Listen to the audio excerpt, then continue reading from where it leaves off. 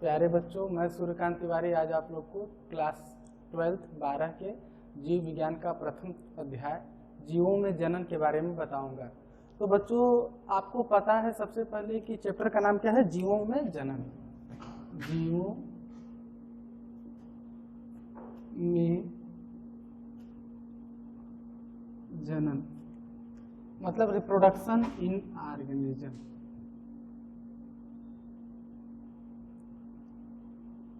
Reproduction in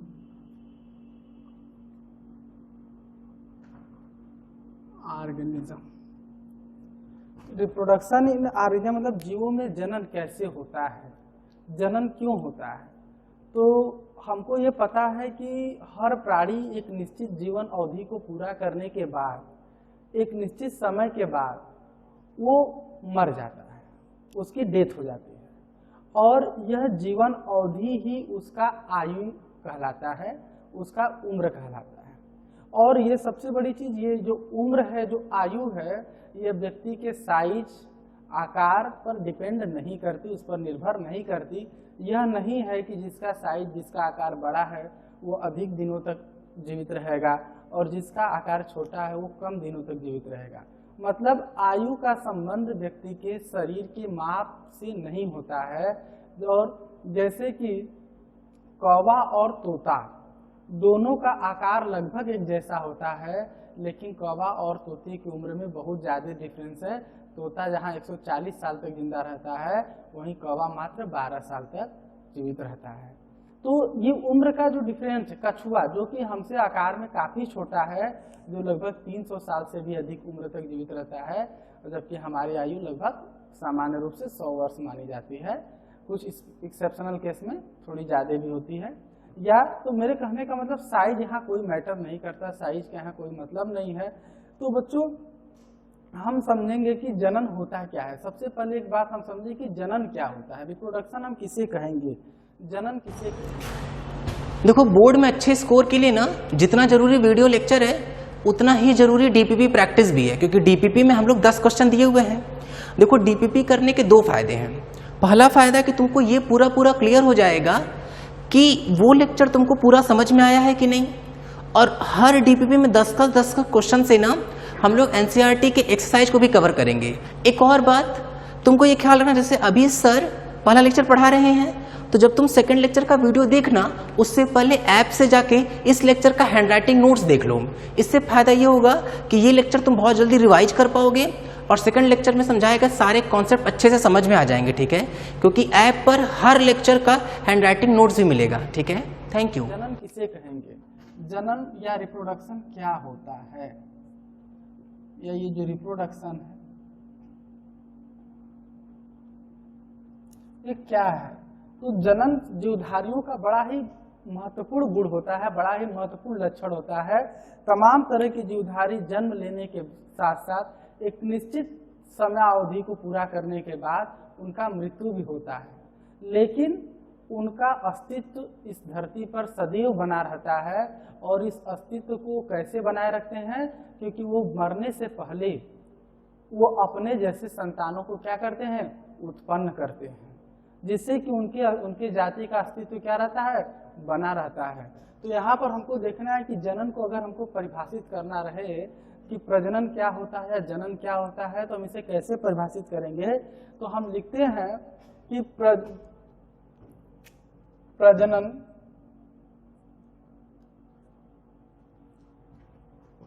वह प्रक्रिया है, क्या लिख सकते हैं? प्रजनन वह प्रक्रिया है जिसके द्वारा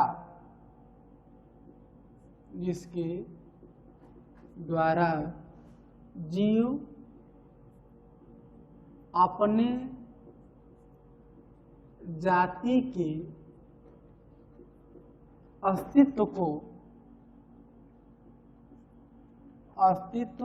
को बनाए रखने के लिए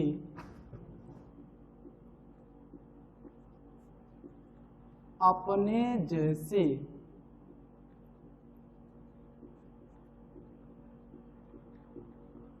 संतान अपने जैसे संतान उत्पन्न करती है। मतलब सिंपल सी बात है, क्या लिखा गया है कि प्रजनन वह प्रक्रिया है, वह प्रोसेस है जिसके द्वारा जीव अपने जाति के अस्तित्व को बनाए रखने के लिए अपने जैसा संतान उत्पन्न करते हैं। आपको बच्चों यहाँ पर एकदम स्पष्ट बात है कि कोई भी जो जीव होता है वो जनरली उसके संतान उसी के जैसे होते हैं।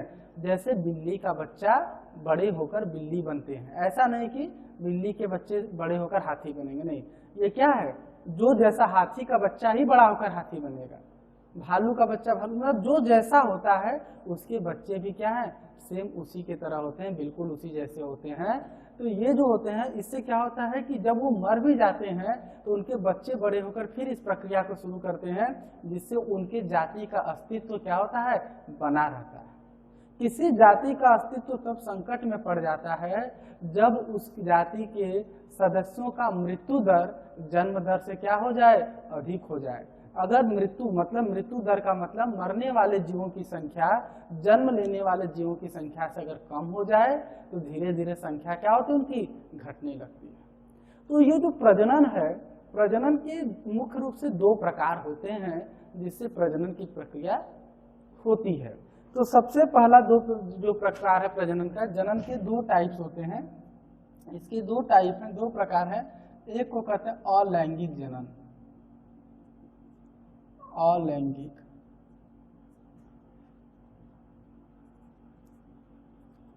या इसको कहते हैं एसेक्सुअल रिप्रोडक्शन।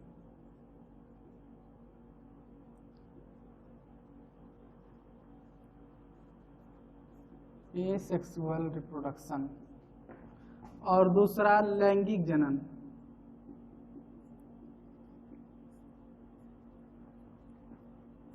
या इसमें है सेक्सुअल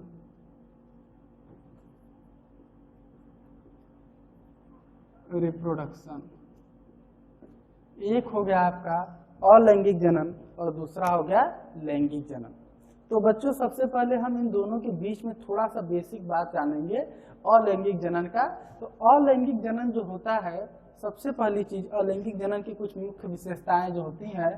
तो अलैंगिक जनन क्या होता है, एक जनकी होता है। एक जनकी का मतलब इसमें सिंगल पेरेंट ही जो होता है वो अपने जैसे संतान को क्या कर सकता है, उत्पन्न कर सकता है। सिंगल पेरेंट मतलब एक जनकी होता है, मतलब सिंगल यूनि पेरेंटल होता है। क्या कह सकते हैं इसको, यूनि पेरेंटल होता है। एक ही पेरेंट जो होता है अपने समान बच्चों को क्या करता है, उत्पन्न करता है, यूनि पेरेंटल होता है। और दूसरी चीजें मतलब इसमें नर और मादा की जरूरत नहीं पड़ती है। मतलब नर और मादा, न तो इसकी जरूरत है न तो इसकी जरूरत है। एक ही जो सिंगल है वही क्या कर सकता है, अपने समान बच्चों को जन्म देता है। और दूसरी चीज इसमें युग्मक का निर्माण नहीं होता है, युग्मक का निर्माण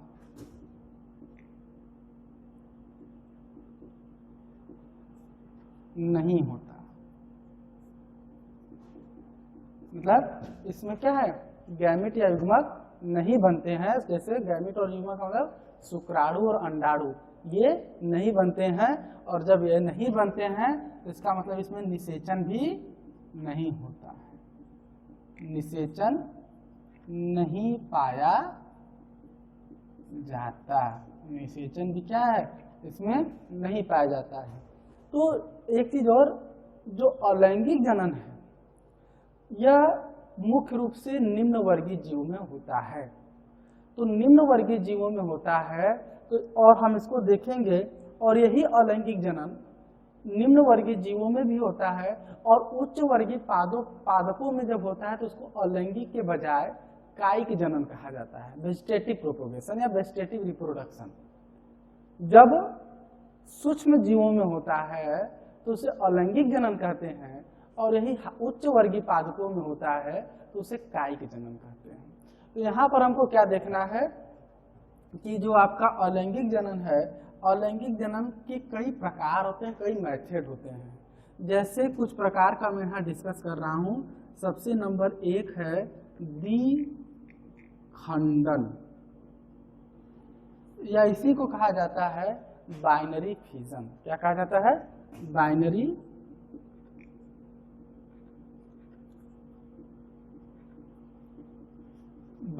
फिजन। इसमें क्या होता है, कुछ प्रकार मैं लिख दे रहा हूं, फिर एक एक के बारे में आपको समझा देता हूं। द्विखंडन और दूसरा है मुकुलन, या इसी को कहते हैं बडिंग।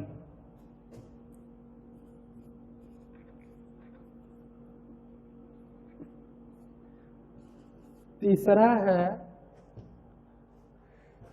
विखंडन, या इसको कहते हैं फ्रेगमेंटेशन। फ्रेगमेंटेशन।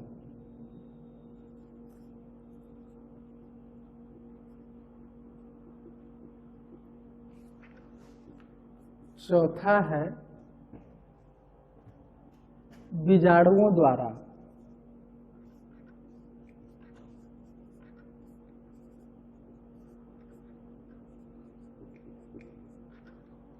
या बाइस्पोर, स्पोर द्वारा। और पांचवा है आपका कोनेडिया,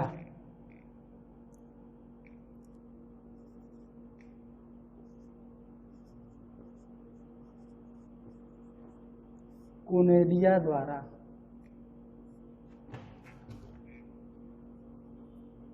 बाई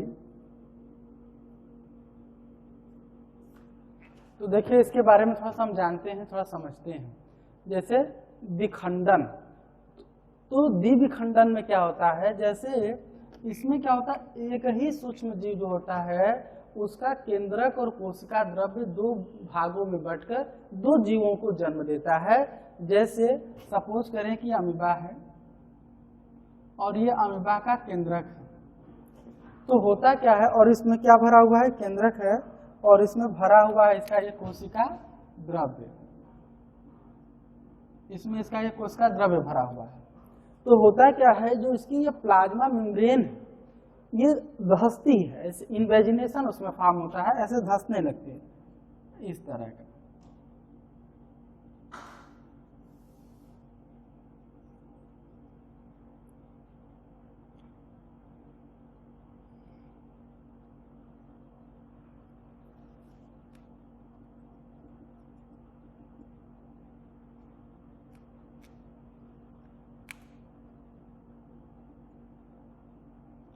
ऐसे इन्वेजिनेशन उसमें फॉर्म होता है। तो इसकी जब कोशिका भित्ति दबती है तो इस साथ साथ केंद्रक पर दबाव पड़ता है, और केंद्रक भी हो जाता है डंबल से। जैसे आपने जिम में डंबल देखा होगा इस तरह से, तो इसका कैसा हो जाता है, डंबल से। अब धीरे धीरे और ये इन्वेजिनेशन और गहरा होता जाता है, और फाइनली क्या होता है, लास्ट तक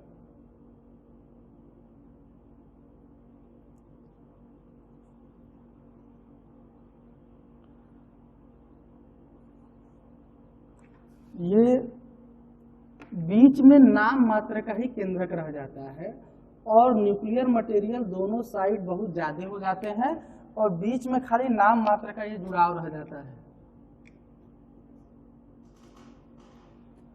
और लास्ट में ये धंसता हुआ एकदम अलग होकर दो फ्री अमीबा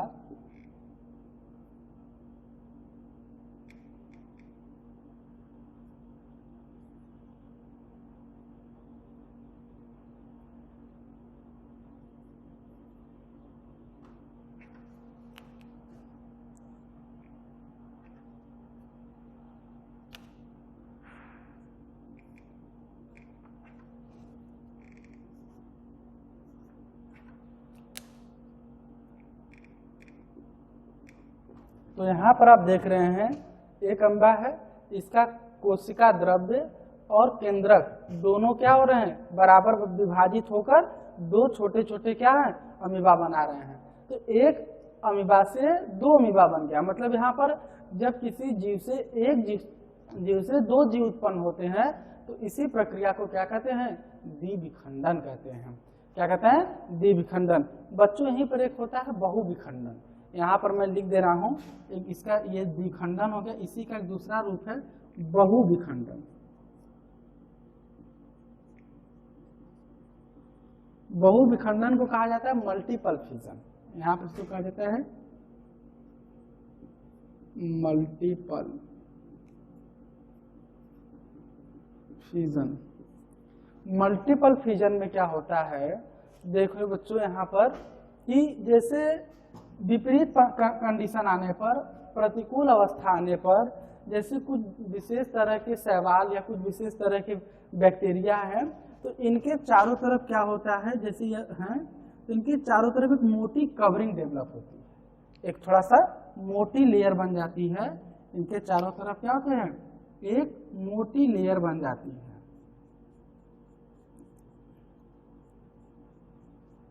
और यह लेयर इन्हें क्या करती है? हार्श कंडीशन से ऐसे प्रोटेक्ट करती रहती है।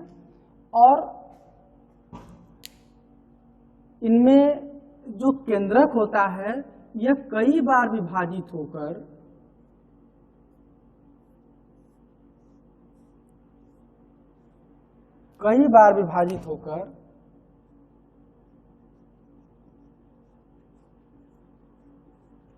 ढेर सारे छोटे छोटे आरिंजम बनाता है।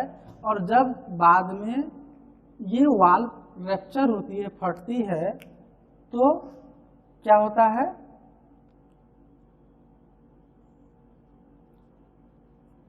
कि ढेर सारे इसमें से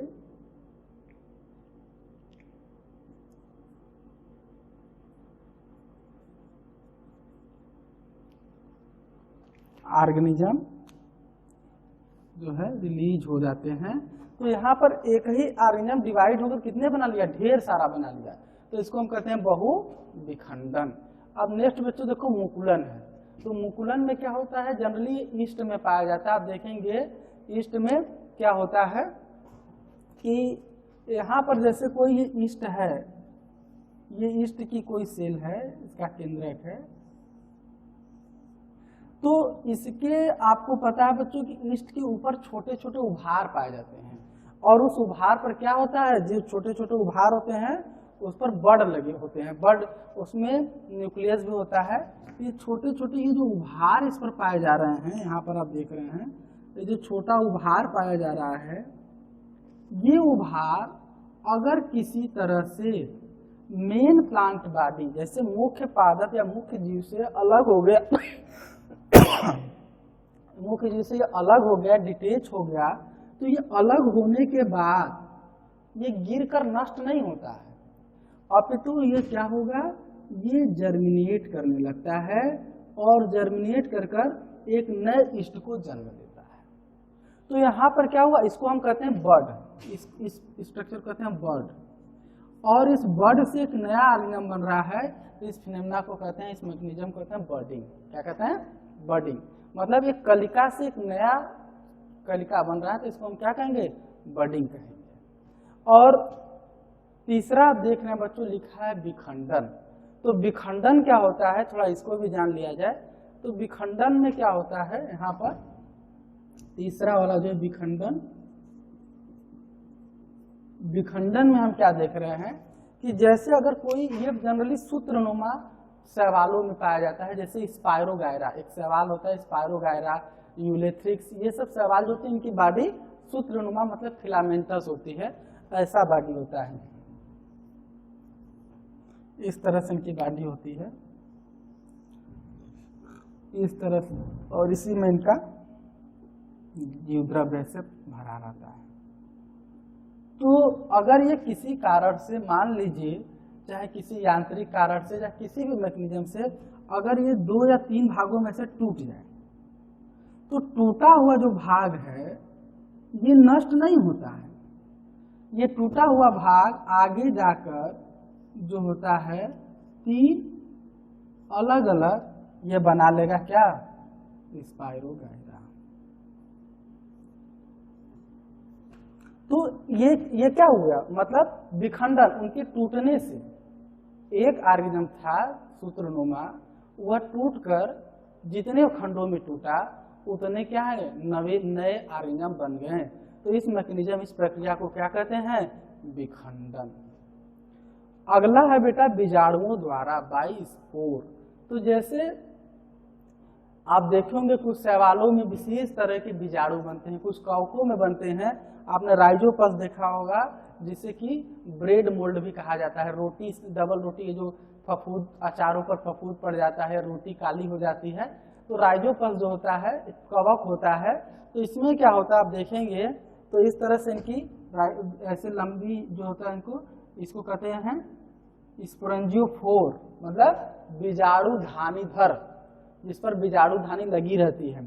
और ऊपर ऐसे स्वेलन रीजन होता है, और इसी स्वेलन रीजन में छोटे छोटे ऐसे स्पोर बनते हैं, और ये स्पोर इसमें पड़े रहते हैं। छोटे छोटे ऐसे स्पोर बनते हैं, और ये स्पोर क्या होता है, इसमें पड़े रहते हैं, और ये हाइग्रोस्कोपिक नेचर का होता है। तो आर्द्रता के हिसाब से अगर जब ड्राई कंडीशन होता है तो ये फ्रैक्चर, ये फट जाता है, और जब फटेगा तो ये स्पोर क्या होगा, बाहर आ जाएगा, रिलीज हो जाएगा। तो ये फटेगा तो स्पोर क्या होंगे, बाहर आएंगे, रिलीज हो जाएंगे।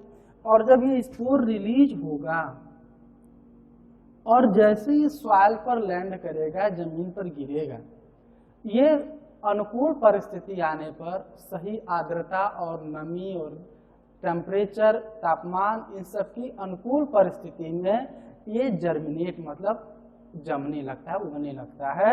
और यही जो है जर्मिनेट कर कर फिर एक नए प्लांट बाडी का क्या करेगा, फॉर्मेशन करेगा, निर्माण करेगा।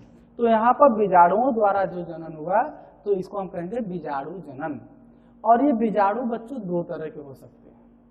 अगर इन बीजाणुओं में कोई लोकोमोटरी स्ट्रक्चर मौजूद है, मतलब कोई ऐसा संरचना पाया जाता है जो इन्हें एक जगह से दूसरे जगह जाने में या चलने में सहायता प्रदान करता है। ध्यान से सुनिएगा कि ये जो बीजाणु होते हैं ये दो प्रकार के हो सकते हैं। अगर इसमें जो है कोई ऐसा संरचना पाया जाता है जो इन्हें एक जगह से दूसरे जगह ले जाने में सहायक होता है, तो ऐसे बीजाणु को हम कहते हैं चल बीजाणु। मतलब ऐसे बीजाणु जो हैं, मतलब बीजाणु जो होते हैं, ये जो बीजाणु हैं ये दो तरह के हो सकते हैं। ये बीजाणु दो तरह के हो सकते हैं, चल बीजाणु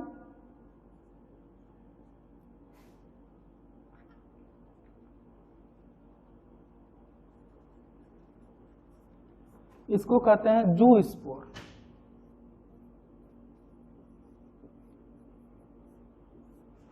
और दूसरा होता है औचल बीजाणु।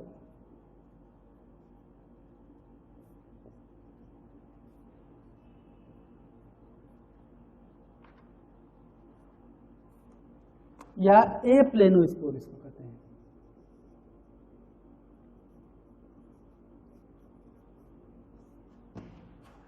चल बीजाणु जो होते हैं इसमें क्या होगा, ऐसे इस तरह से देखेंगे, इनके ऊपर ऐसे फ्लैजिला पाई जाती है, इस तरह का स्ट्रक्चर। और ये क्या होता है, राउंडेड शेप होंगे, इसमें कोई इस तरह से लोकोमेट्री ऑर्गन नहीं है। फ्लैजिला या सीलिया इनके बॉडी पर पाए जाएंगे। छोटे छोटे हेयर लाइक स्ट्रक्चर होते हैं जो इनको तैरने उड़ने में मदद करते हैं, मतलब एक जगह से दूसरी जगह जाने या पहुंचने में क्या करते हैं, हेल्प करते हैं, मदद करते हैं। तो जब इनमें कोई लोकोमोटरी, कोई ऐसा प्रचलन अंग उपस्थित है जो इन्हें एक जगह से दूसरी जगह ले जाने में सहायक है, तो ऐसे बीजाणु को आप क्या कहेंगे, चल बीजाणु। और जिसमें ये अनुपस्थित रहेगा उसको क्या कहेंगे, अचल बीजाणु। और पांचवा आप देख रहे हैं लिखा है कोनेडिया द्वारा। तो कोनेडिया क्या होता है, कोनेडिया पेनिसिलियम में देखेंगे बच्चों। पेनिसिलियम बहुत ही हिस्टोरिकल फंजाई होता है, क्योंकि दुनिया को सबसे पहला जो एंटीबायोटिक मिला, दुनिया को जो सबसे पहला एंटीबायोटिक मिला उसका नाम है पेनिसिलिन। क्या नाम है, पेनिसिलिन। और ये जो पेनिसिलिन है वह पेनिसिलिन पहली बार मिला था पेनिसिलियम नोटेटम नामक कवक से। तो ये जो पेनिसिलिन होता है इसमें जो आपका प्रजनन होता है जनरली कोनेडिया द्वारा था। कोनेडिया क्या होते हैं, कोनेडिया विशेष तरह की उनकी शाखाएं होती हैं जिसको कोनेडियोफोर कहा जाता है। इस तरह से विशेष तरह की उनकी ब्रांचिंग होती है, जिसको हम क्या कहेंगे, कोनिडियोफोर। जैसे ये ढेर सारे ब्रांच पर नहीं, कुछ विशेष तरह के ऐसे ब्रांचिंग होती हैं जिस पर एक्रोपिटल या बेसिपिटल मतलब अग्राभिसारी या इस क्रम में क्या होते हैं, लगे होते हैं, छोटे छोटे अंडा आकार का या गोलाकार के छोटे छोटे स्ट्रक्चर होते हैं, इस तरह से लगे होते हैं।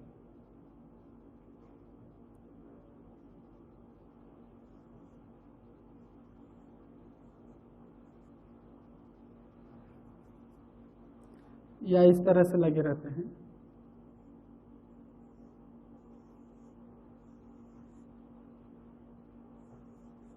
इस तरह से स्ट्रक्चर, और ये जब इनसे अलग होते हैं, रिलीज होंगे ऐसे, तो इन्हीं को ओडिया या गोलाकार होते हैं, ओडिया कहते हैं। और जिस पर लगे होते हैं ये तो हो गए कोनिडिया, और जिस पर लगे हुए हैं इसको कहते हैं कोनिडियोफोर।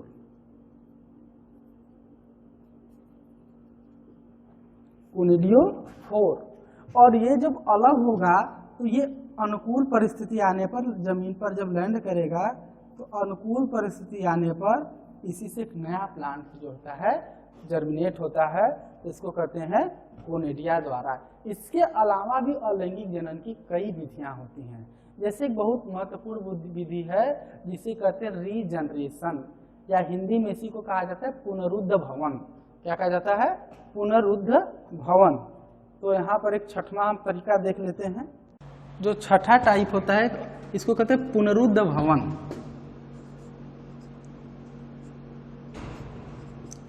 पुनरुद्ध भवन या इसी को इंग्लिश में कहा जाता है रीजनरेशन।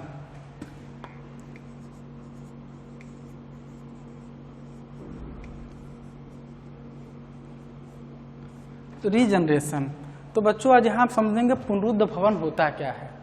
पुनरुद्ध भवन को यद्यपि प्रजनन का एक प्रकार तो गिना जाता है, लेकिन पुनरुद्ध भवन कुछ ही जीवों में प्रजनन के लिए उपयुक्त होता है। जैसे पुनरुद्ध भवन का मतलब होता है किसी कटे हुए या किसी ऐसे भाग का फिर से अपने आप को पूरा बन जाना। तो यहाँ पर देखेंगे जैसे कुछ जैसे छिपकली, तो छिपकली की जो पूंछ है, अगर पूंछ किसी तरह कट जाए अथवा नष्ट हो जाए तो कुछ समय के पश्चात आप देखते हैं कि वो पूंछ पुनः वहाँ पर निकलने लगती है। लेकिन उसी छिपकली का अगर पैर कट जाए तो जिंदगी में कभी पैर नहीं निकलेगी। इसका मतलब उसके पूंछ में पुनरुद्ध भवन की क्षमता पाई जाती है, लेकिन पैर में नहीं पाई जाती है। तो पुनरुद्ध भवन एक ऐसा प्रक्रिया है, एक ऐसा मैकेनिज्म है जो या तो पूरे जीव में पाया जाता है या तो उसके किसी अंग में पाया जा सकता है। जब वो पूरा 100% पुनरुद्ध भवन पाया जाएगा तो उस पूरे जीव के अगर काट देते हैं आप तो उससे एक नया जीव बन जाता है। और 100% पुनरुद्ध भवन पाया जाता है प्लेनेरिया में। किसमें पाया जाता है, बहुत इंपॉर्टेंट क्वेश्चन है, कभी कभी पूछा जाता है कि कौन सा ऐसा जीव है जिसमें 100% पुनरुद्ध, प्लेनेरिया, अमीबा, ये सारे क्या हैं, ये कुछ ऐसे जीव हैं जिसमें 100% पुनरुद्ध भवन पाया जाता है। जैसे अगर ये प्लेनेरिया है,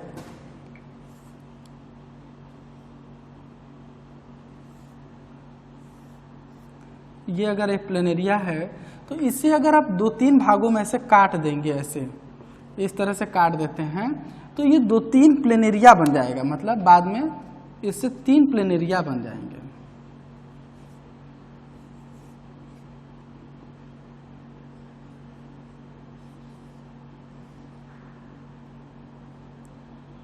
तो मतलब या अमीबा है, सपोज करिए अमीबा है, तो अमीबा का ये केंद्रक है बीच में, न्यूक्लियस है।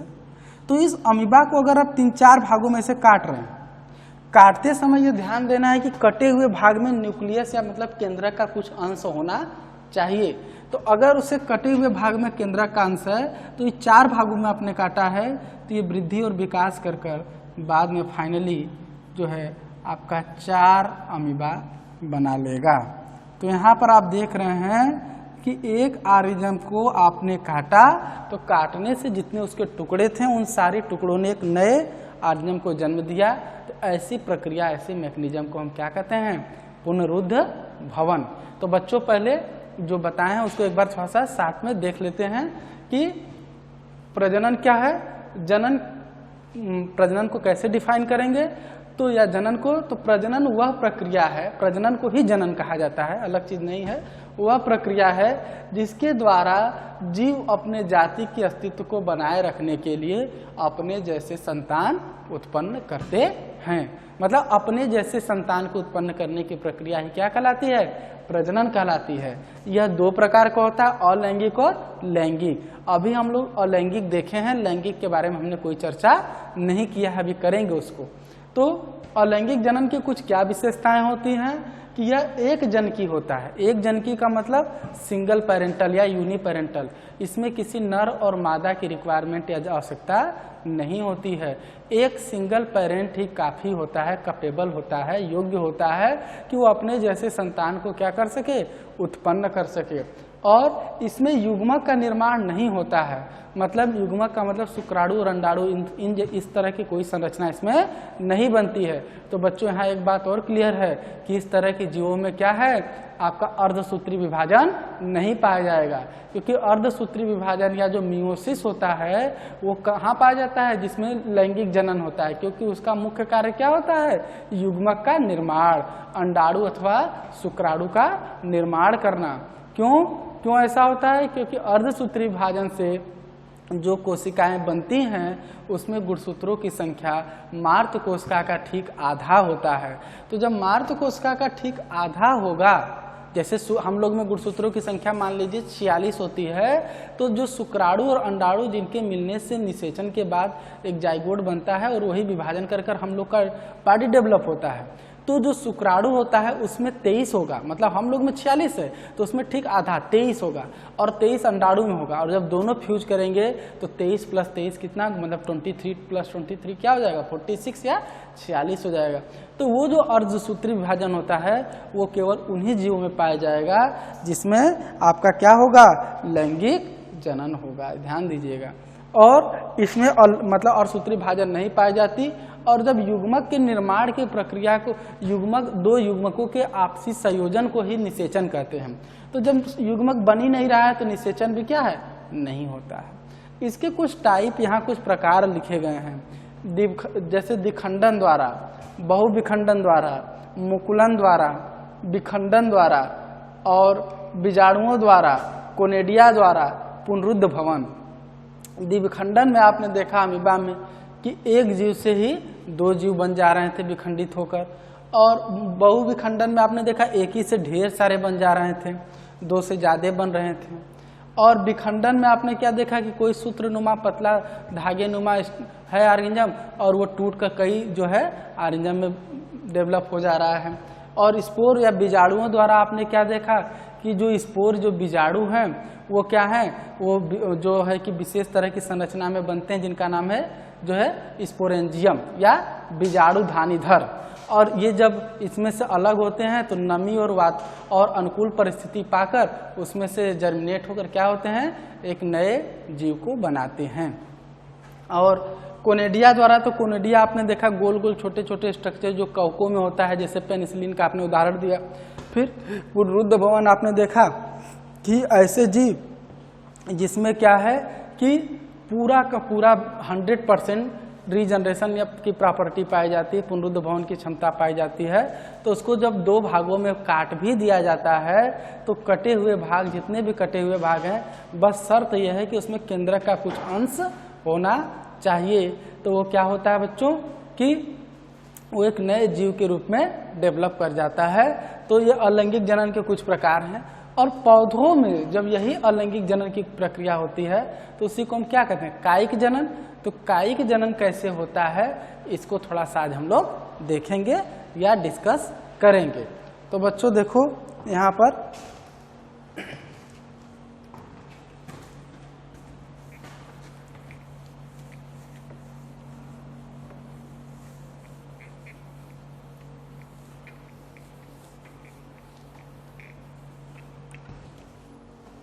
जो कायिक जनन है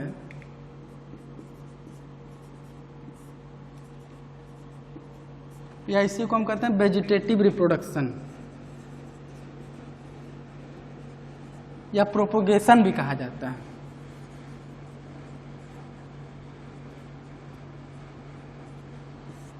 तो इसमें क्या होता है, जैसे कोई अगर पौधा है, मान लीजिए कोई क्या है, प्लांट है, तो किसी पौधे के जो भाग हैं उसको ऐसे देखकर उसको हम कितने भागों में बांट सकते हैं?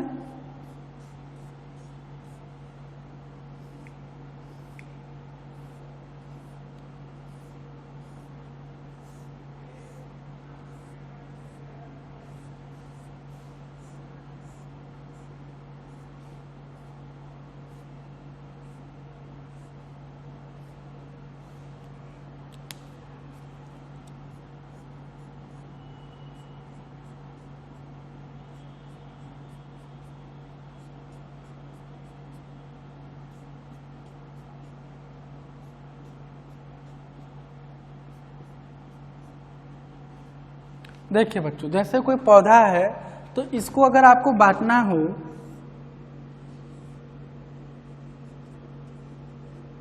तो देखिए इसको क्या बांट सकते हैं। ये हो गया आपका जड़, इसको हम रूट कहते हैं, और ये हो गया आपका तना जिसको हम शूट कहते हैं, और ये हो गया आपका पत्ती जिसे हम लीफ कहते हैं, और ये हो गया आपका फूल जिसे हम फ्लावर कहते हैं। तो फ्लावर तो बच्चों क्या है कि ये हमेशा नहीं होता, कुछ ऐसे पौधे होते हैं कि हमेशा फूल नहीं आते हैं। तो फ्लावर पौधे का जो फूल है, मैंने यहाँ इसलिए बनाया कि जो फ्लावर है, जो फूल है, यह पौधे का होता है रिप्रोडक्टिव आर्गन, रिप्रोडक्टिव स्ट्रक्चर, मतलब ये उसका जनन संरचना होता है, जो जनन में पार्टिसिपेट करता है। लेकिन बाकी के ये जो तीनों बच रहे हैं, ये तीनों को कहा जाता है वेजिटेटिव पार्ट।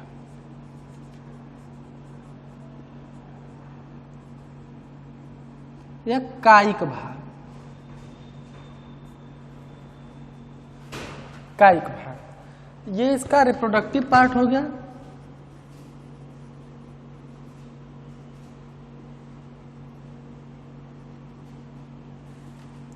और ये इसका कायिक या वेजिटेटिव पार्ट हो गया। तो ये रिप्रोडक्टिव पार्ट को हम कहते हैं जनन भाग। तो जो जनन भाग है, फ्लावर जो है, जो जनन भाग है, वो क्या करेगा, वो सेक्सुअल रिप्रोडक्शन में भाग लेगा। लेकिन हम यहाँ क्या पढ़ रहे हैं, कायिक जनन। तो अगर कोई पौधा ऐसा है जिससे नया पौधा उसके जड़, तना या पत्ती से उत्पन्न हो रहा है, तो इस तरह के रिप्रोडक्शन को हम क्या कहेंगे, कायिक जनन।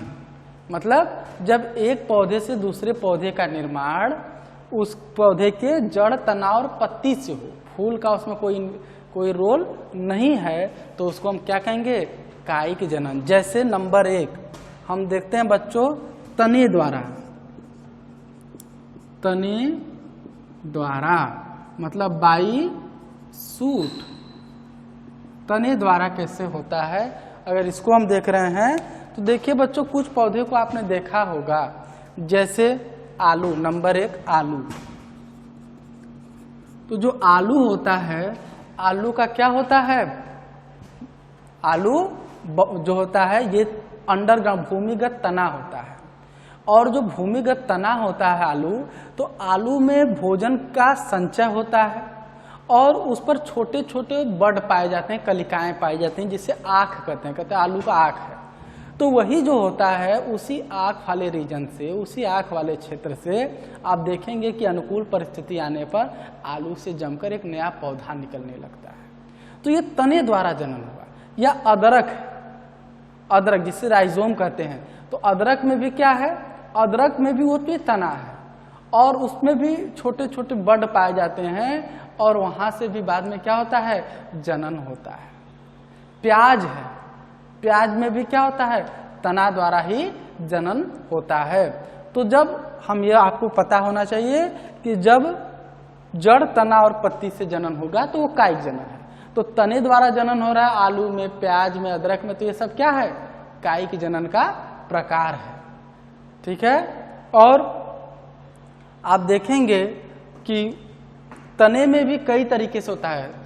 जैसे आलू क्या है, कंद है, आलू में तना क्या है? कंद कहलाता है। कंद द्वारा आप देखेंगे डहेलिया में, जिसे कहते हैं ऊपरी भूस्तरी तना। कुछ ऐसे भी होते हैं जो कि कुछ पौधे जिनके की तना क्या होते हैं, जमीन से होते हुए जाते हैं और उस पर छोटे छोटे गांठ पाए जाते हैं, जिसे नोड कहा जाता है। उसी नोड वाले क्षेत्र से जड़ निकलती हैं और बाद में वहीं से क्या होता है, एक नए पौधे का उद्भव होता है। तो तने द्वारा, पत्ती द्वारा आपने देखा होगा, पत्तियों द्वारा, जैसे तने द्वारा हो गया, पत्तियों द्वारा।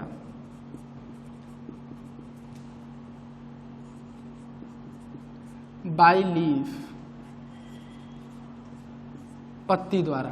तो जैसे एक पौधा आता है जिसका कि गांव में लोग अजूबा कहते हैं, उसका साइंटिफिक नहीं होता ब्रायोफिल्लम, ऐसे कहते हैं ब्रायोफिल्लम, अजूबा। तो इस पौधे को आप देखेंगे तो इसके पत्ती के मार्जिन पर, किनारे पर, जैसे ये पौधा है, सपोज कर इसकी पत्ती है ये, तो इसके किनारों पर ये पत्ती है, तो इसके जो किनारे होते हैं इस पर छोटे छोटे से बर्ड पाए जाते हैं और इसी बर्ड वाले रीजन से एक नया पौधा ऐसे जर्मिनेट करता है।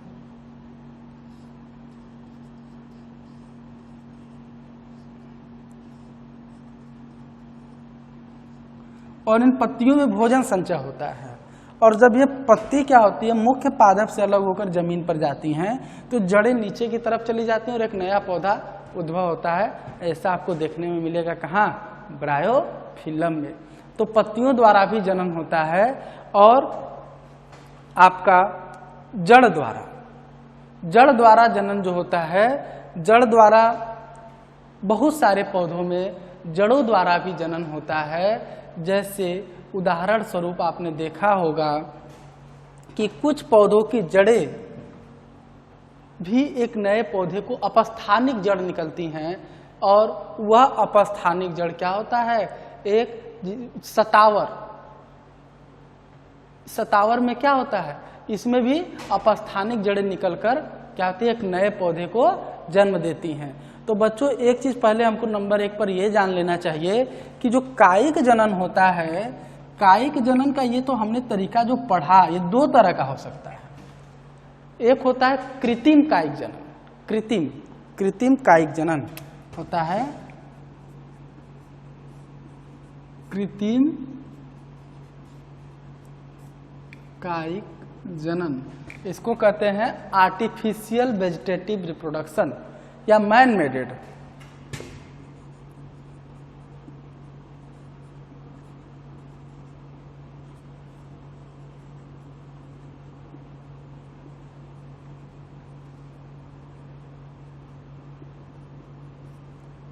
और दूसरा होता है प्राकृतिक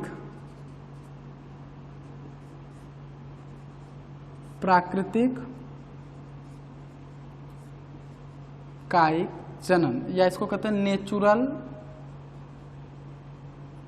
वेजिटेटिव रिप्रोडक्शन। तो बच्चों यहां पर हमको एक बात समझना है कि अभी जो हम आपको बताएं फूल द्वारा, पत्तियों द्वारा जो हमने कुछ उदाहरण दिया, ये आप बता सकते हैं कृत्रिम कायिक जनन का है कि प्राकृतिक। तो देखिए आलू द्वारा जो जनन हो रहा है वो नेचुरल, उसमें मानव का कोई भूमिका नहीं है। प्याज में जो हो रहा है उसमें भी मानव कोई भूमिका नहीं है। तो वह जनन, कायिक जनन की वह विधि जो स्वतः होती है, जिसमें मानव का कोई भूमिका नहीं है, मानव कोई विशेष तरह का रोल नहीं अदा करता है, उसको हम कहते हैं प्राकृतिक कायिक जनन। और वह जनन, कायिक जनन, जिसमें जो प्राकृतिक नहीं है, जो मानव द्वारा वांछित तरह के उत्पाद या पौधे उत्पन्न करने के लिए मानव द्वारा अपनाए जाते हैं, वह क्या कहलाता है, आपका कृत्रिम कायिक जनन। तो हम लोगों ने अभी जो पढ़ा वो प्राकृतिक कायिक जनन पढ़ा। अब हम लोग क्या जानेंगे, कृत्रिम कायिक जनन के बारे में जानेंगे।